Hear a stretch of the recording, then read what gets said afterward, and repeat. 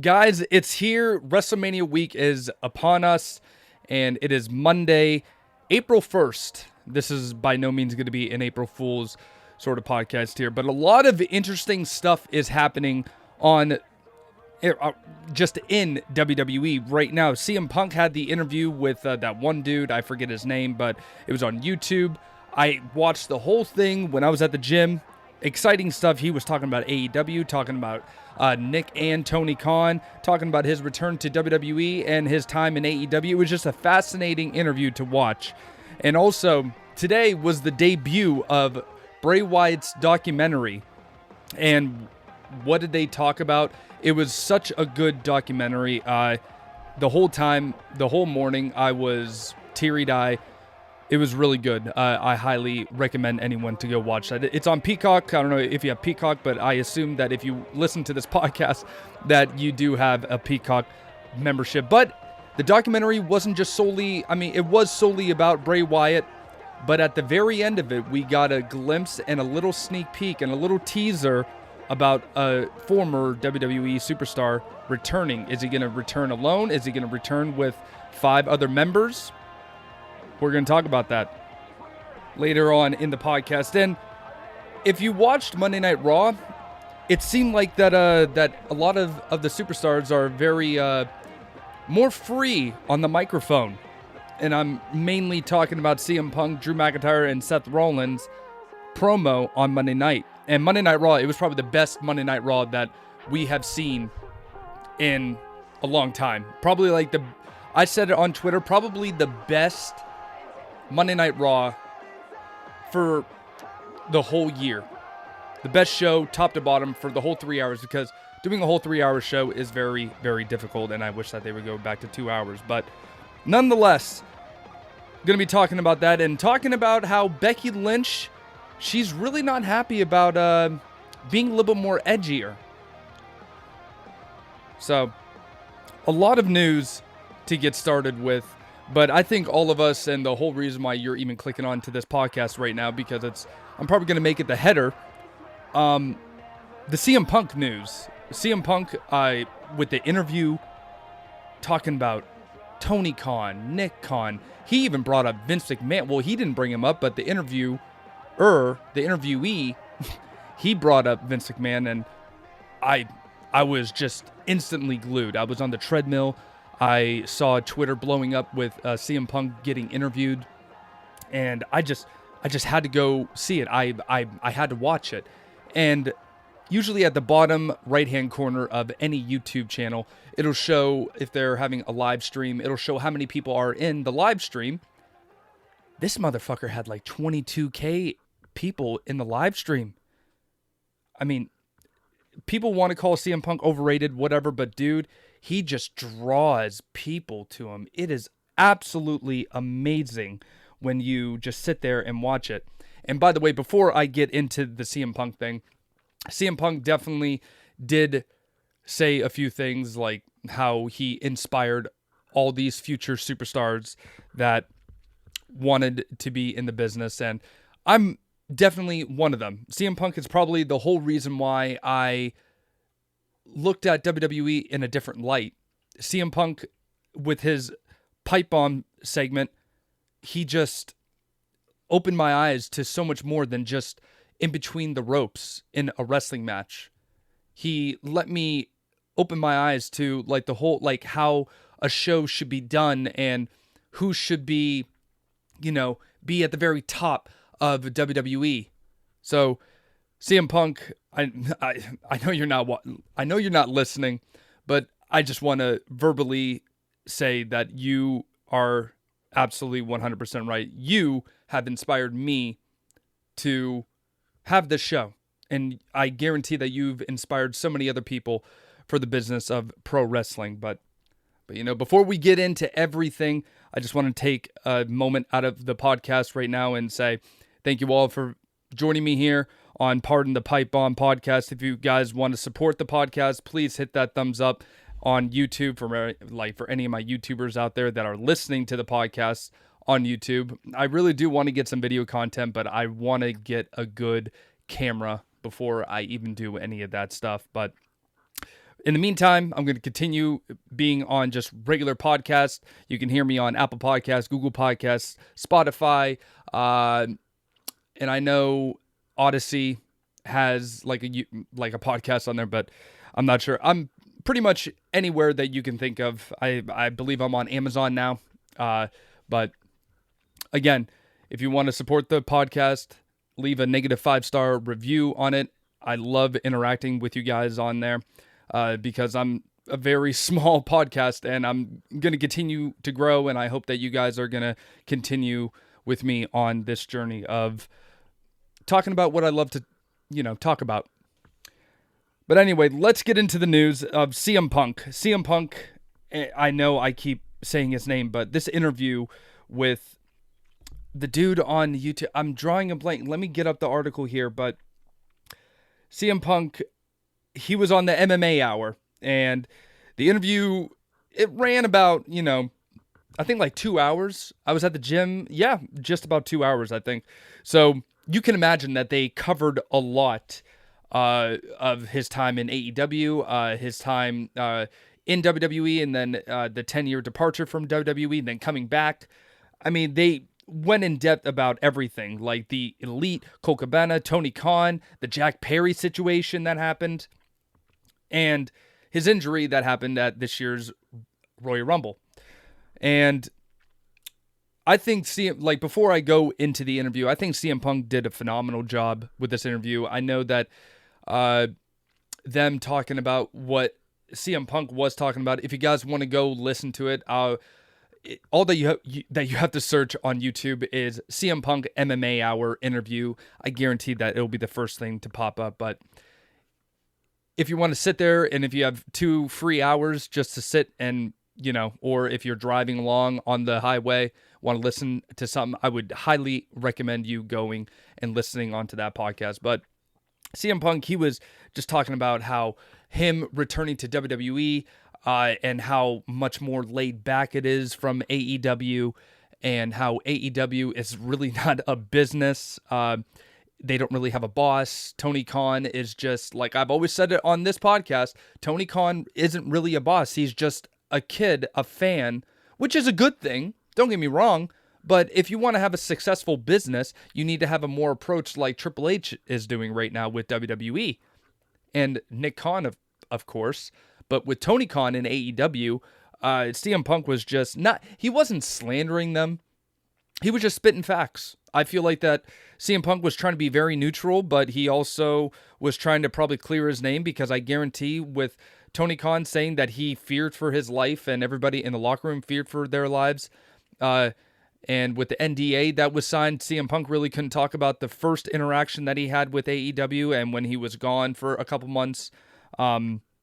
It was just fascinating to listen to. And CM Punk also mentioned on this podcast that before he signed back with WWE, I guess it wasn't until that week of Thanksgiving that everything was set in stone and everything was getting set in motion here. And this is what he said on the interview, though. And this is when WWE on calling him 5 days before Survivor Series to return to the company. And he said, and I quote, "I think the call was more of a, hey, we want to talk to you about coming back. We'd love to have you for the Royal Rumble," because they assumed that I probably had some sort of non-compete clause or something like that. And they were kind of floored when I was like, no, I'm ready to go. Let's do it. And I think that he did mention on the podcast that Nick Kahn was like, well, I wish I would have known that sooner. And then this is when on signing a contract before Survivor Series, and this is what CM Punk then said on the interview. He said, "I don't think they would ever allow me to be on television without signing something. I literally was on the phone, sign, go, and I signed and then walked into Gorilla. And it was like the most crowded elevator. Everyone turned and looked and their jaws just dropped on the floor. And people were like, what?" And CM Punk then continued on with the interview saying, I think this was being referenced for the question, Punk on the difference in locker rooms from when he was there before. So this is before 10 years ago when CM Punk was in the WWE locker room versus now 10 years later. CM Punk then said this: "It is a lot friendlier. You have to realize to talk about the way that the culture is now, you have to talk about the way the culture was when I got there, when I showed up.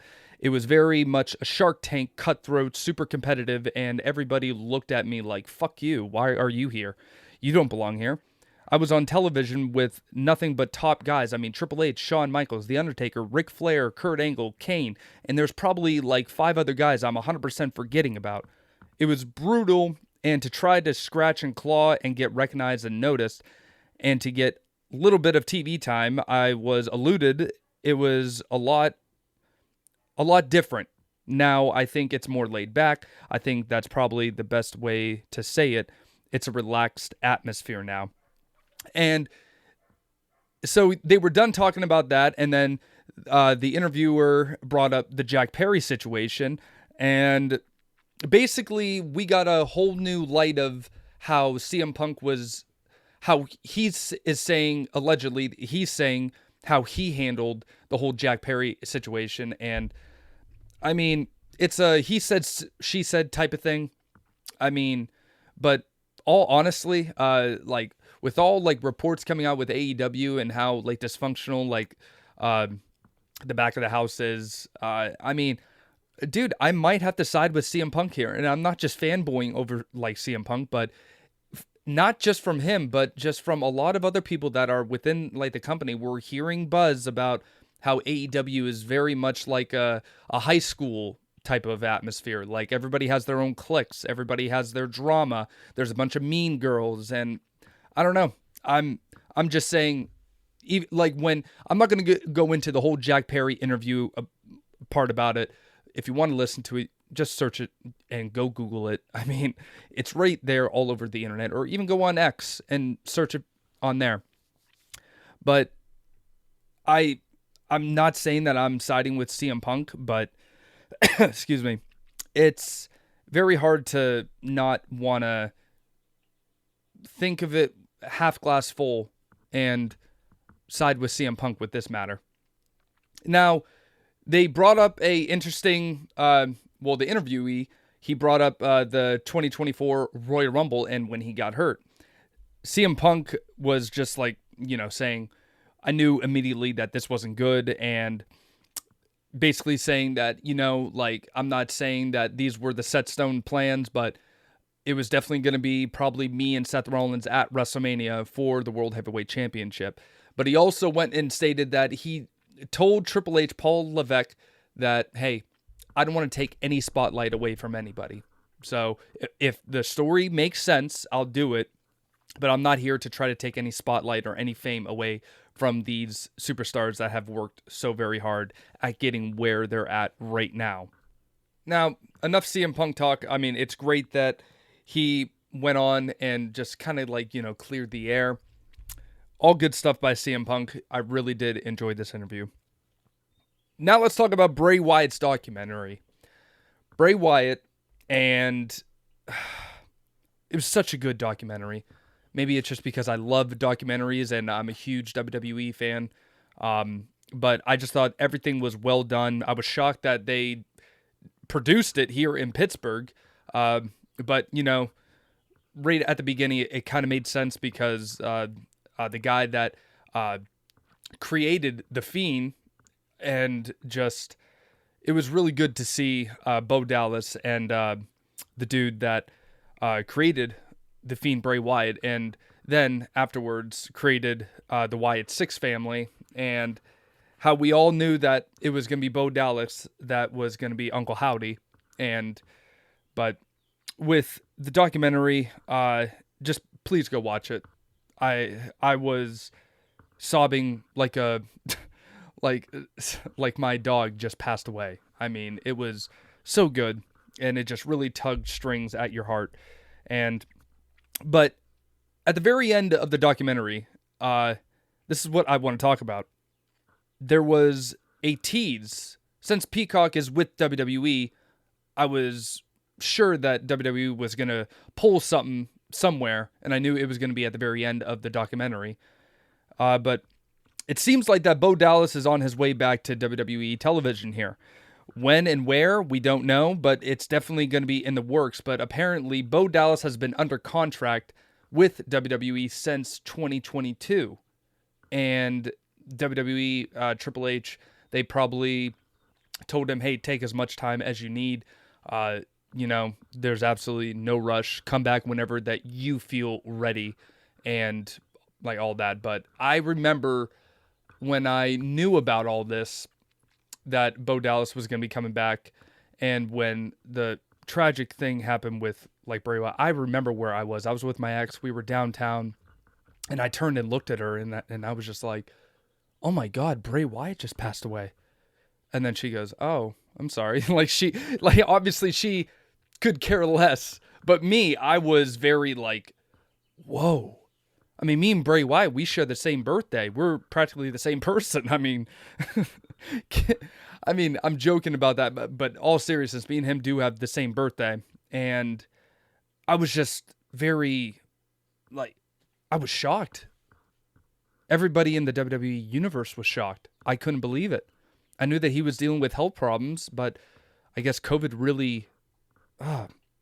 Anyway, I'm not going to get into that, but Bo Dallas was brought back to the company, like I said, with Bray Wyatt's return on Extreme Rules in 2022.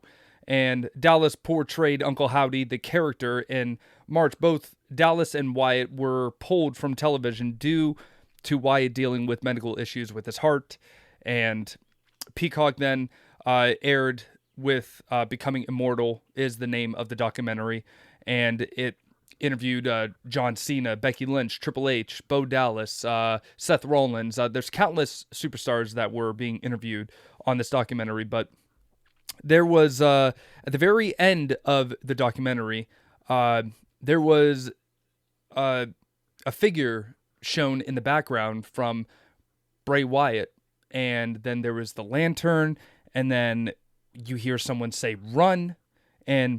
But Fightful Select, they're reporting on this, and then this is what the article says, that this is a teaser for Bo Dallas' eventual return to WWE TV. As of this writing right now, on April 1st, 2024, it is unclear when that will be or what the plans are for his return, but he's been under contract since 2022. See?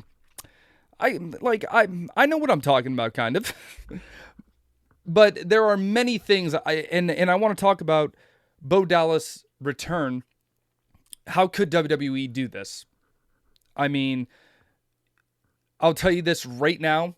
Bo Dallas is not going to be returning on his own.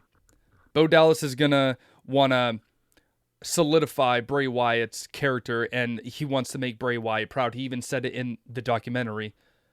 And I could definitely see Bo Dallas fulfilling Bray Wyatt's wish by continuing on and tried to return the Wyatt Six family. Now, this is important. I'm pretty sure that all of us know who the four individuals could probably be. Obviously, you start with Bo Dallas. He'll be Uncle Howdy. Eric Rowan, I can't say his name. Eric Rowan will be the second individual. Braun Strowman will be the third individual. Alexa Bliss would be the fourth individual. Now that leaves 2 spots open here. Now, this is when it gets kind of tricky. That Joey character on NXT, there were a lot of things that he was Husky Harris when Bray Wyatt returned on Extreme Rules, and maybe you could tie him into the Wyatt Six family with that. Or, yeah, Joey Gacy. Isn't that like a politician? Joey Gacy? I don't know. Anyway, you can tie him in easily to the Wyatt Six family here. But then that leaves one more spot. Who could... Now, this one, in my personal opinion, if you want to add anyone to the Wyatt Six family, you need to add a superstar that needs to rebuild his character. Anybody that gets thrown in, I mean... I really always, when I think about a faction being started, I always think about Evolution and how Triple H brought on Ric Flair and him to solidify as the top guys in the group. And then he brought Batista and Randy Orton, very young superstars at the time. And then he built them up with the group. So for this one, I'm trying to think any WWE superstar that is on the roster right now that hasn't been doing much. I mean, I really can't think of anybody else. I mean, you can pick and choose anybody from NXT possibly. But there's not really any character that could really fit into the aura and the atmospheric like of a superstar or like a character like with Braun Strowman, Eric Rowan, the Wyatt family. But the only person I can think of is Dexter Lumis. Dexter Lumis, he was brought up into WWE, and the last time we saw Dexter Lumis was when he was in a feud with The Miz, and that storyline went nowhere. I mean, you can make an argument that Triple H was the one to introduce Dexter Lumis to WWE and the WWE Universe, but then that's at the time when Vince McMahon was slowly creeping his way back into the company, and he probably didn't like the storyline, so he just kind of, pushed him aside and didn't have really much any care for Dexter Lumis. So right now, I really think that those are the easily 5 members of the Bray Wyatt family, or the Wyatt 6, when Uncle Howdy does return. And I could really see Dexter Lumis being a part of the Wyatt 6 family. And I think WWE could easily figure out a way for Dexter Lumis's character to be involved with the Wyatt 6 family. I think that is the only thing that makes sense right now for WWE television and the Wyatt 6 return. All right, now I want to turn my attention to, I know it happened last Monday, but we got to talk about it because it's affecting superstars right now, and Becky Lynch, she commented on it, but the promos are being a little more freely, I think, now with Triple H having full control of creative. This is according to Sean Ross Sapp of Fightful Select. He reported that those in the company said that there was a general outline of where they were supposed to go instead of scripted word-for-word things that they had to say on live TV. And you could tell, watching Monday Night Raw, you could 100% tell that this was more genuine. Some people really don't like how other superstars are talking over other superstars. But you could just tell that it was so genuine compared to what we're used to watching on WWE. I felt like I was a kid again in front of my box screen TV and watching these superstars just kind of go, what's the word? Going ad-lib or going, freely. Just like improv. Yes, improv. And you could just tell that the talent knew they were all going to just, be on the same page. And then they were told, though, that the talent knew they were all going to just go for it and see what happens. And then the promo segment was produced by Adam Pearce. And the report did note that we're told that WWE production wasn't anticipating CM Punk's line where he cursed, and there was a memo sent out to the talent recently to discourage them from swearing on air, and then that's when, Drew McIntyre said, PG, bro. But like I'm saying, you could just tell that it was just so genuine, and they haven't heard any issues backstage from it. I'm hearing that CM Punk is getting rave reviews backstage and how comfortable that he is in the back of the house of WWE. And since all this stuff is happening, being more edgier, showing more blood with The Rock, beating the holy piss out of Cody Rhodes. I mean, you could tell that The Rock is a little bit older. He really wasn't doing much. He was just beating the shit out of Cody Rhodes. But they showed blood. They're being more brutal, and they're being more, realistic on how people would act in the real world. So, that's why now it's really fun to be a WWE fan. But some people, they really don't like it. The only one that has really come out about it is Becky Lynch. And she's mainly talking about how Rhea Ripley was during a certain house show, her basically riding her underwear and giving her the Rikishi butt thing to Nia Jax, in the corner. a lot of people loved it. Me, I liked it not in a sexual way. I just thought that it was funny because she's being personified as like this, oh, everybody loves Rhea Ripley. I mean, even the women are questioning their sexuality for Rhea Ripley, and all the men love Rhea Ripley. I mean, that's all well and fine. Rhea Ripley isn't my cup of tea, but no, she's a very attractive woman. A lot of people in WWE are very attractive. But, you know, I'm not going crazy on how Rhea Ripley is always showing off her ass and abs on Instagram or X. I mean, I just think that she's a phenomenal wrestler and is taking her character beyond heights and is probably the top performer in the business right now. But Becky Lynch, she had a lot to say about it, and this is what she said. Lynch on Rhea Ripley's viral spot at a house show, and she said this. That just sucks that we're talking about that. You know, like when I think of the amount of women that were at one stage fighting against that treatment, like that was that they were forced to do 2-minute matches. Maybe I'm just stuffy and jaded because this is the stuff I had to fight against, of course. Everybody loves it, and it's cool and edgy, but if I'm a little girl sitting in the crowd and I have my daughter, and she's seeing that, and she's thinking that that's what she needs to do to be a professional wrestler, and that's the stuff that's getting a reaction. If I'm a girl who's grown up and wants to be a professional wrestler, and I see, oh, well, that's the stuff that gets a great reaction, and that's the stuff that people are talking about, and that's the stuff that we're posting on social media, and we continue, and even the company does and pushes that kind of agenda.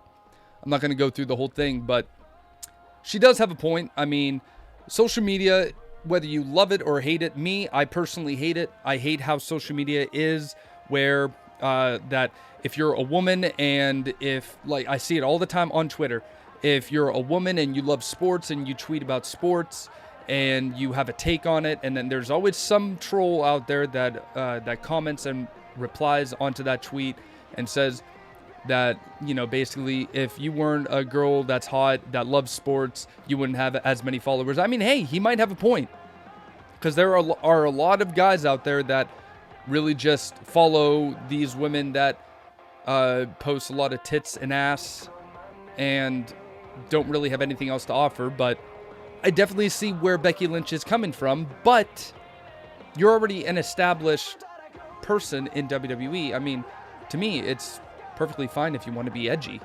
That's just my personal preference. And Becky Lynch is a hell of a talent. I don't think that she's as nearly as good as Rhea Ripley is on the microphone.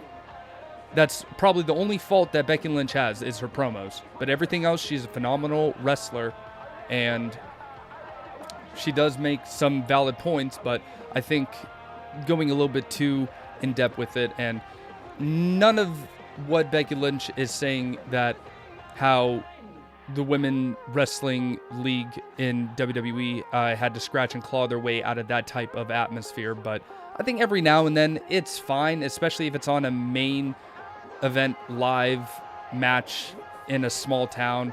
I mean, you could do, and you're more freely to do things in that match for a live event.